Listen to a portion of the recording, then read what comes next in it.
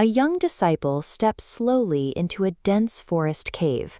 The sun has set, the air is cold. All he has is a single lantern, its dim light flickering against pitch-black stone. Suddenly, he freezes, his breath catches. Looming on the far wall is a massive, distorted shadow. With every passing second, it seems to grow larger and more menacing. Panic takes over, and he flees back to his teacher. When the guru returns and raises the lantern higher to illuminate the space, the monster vanishes. It is merely the enlarged shadow of a harmless tree branch swaying in the wind. The Sanskrit word for fear is bhaya.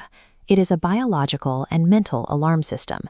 Your heart races, your palms sweat, and your mind floods with panic.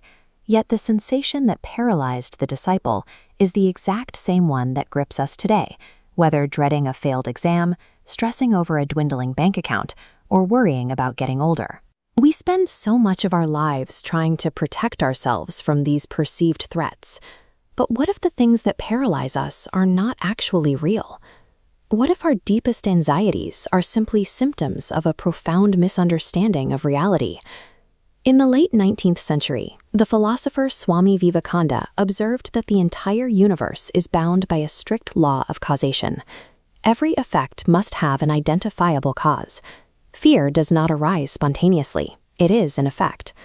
According to ancient Vedanta philosophy, the initial cause of this effect is ignorance, or avidya, which leads directly to attachment, known as raga. We mistakenly identify our true selves with the temporary material world around us, a concept called asat. When you anchor your identity to things that are fragile and guaranteed to change, like physical youth, financial status, or material possessions, your sense of security is tied to their survival. And the mind remains in constant vigilance against their inevitable change. This mental suffering intensifies when we face a potential loss we cannot control. The diagram shows how a single external variable can trigger a spike in fear, as the mind realizes it lacks the power to prevent the destruction of something it holds dear. Treating the temporary, changing world as if it should be permanent is the primary darkness that allows the shadows of fear to grow. The second root of fear is dvaita, or duality. This is the ingrained belief that we are entirely separate from the world, isolated from others, and disconnected from any higher divine reality. Think of a river flowing toward the ocean. It moves peacefully because it is part of a massive, interconnected system. But if you separate a single drop of water and leave it trembling on the edge of a dry stone, it becomes fragile. It tries desperately to cling to the rock to survive. When we perceive ourselves as isolated fragments, we develop a false need for security. We cling to jobs, we cling to relationships, and to status.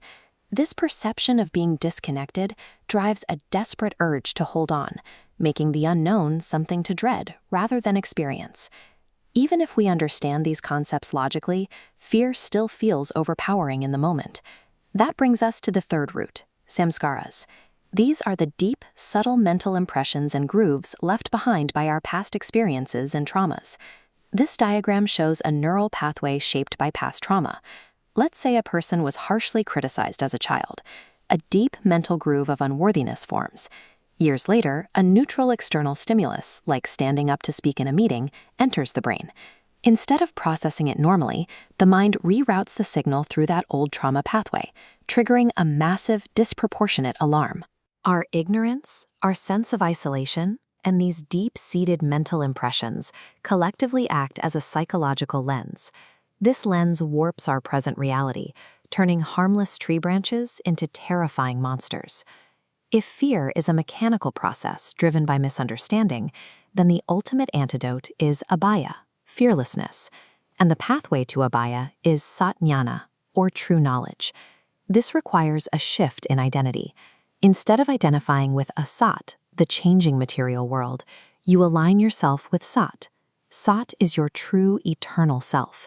It is the consciousness observing the changes, rather than the changing objects themselves, and it cannot be harmed.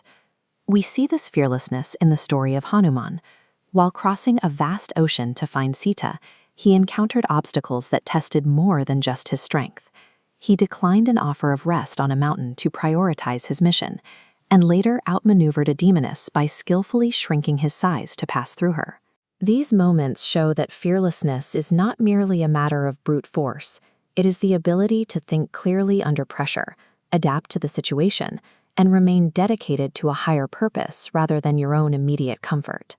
To actually step out of the darkness, you have to train the mind.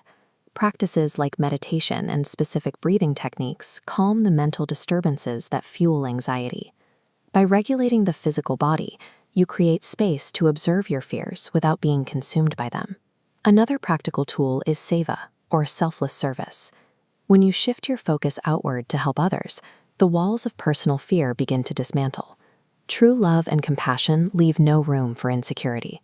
Fear thrives in the unknown, but when you shine the light of understanding onto your attachments, you see the world clearly. You realize you are already deeply connected to everything around you. The shadows vanish, leaving you to step forward with genuine, unshakable fearlessness.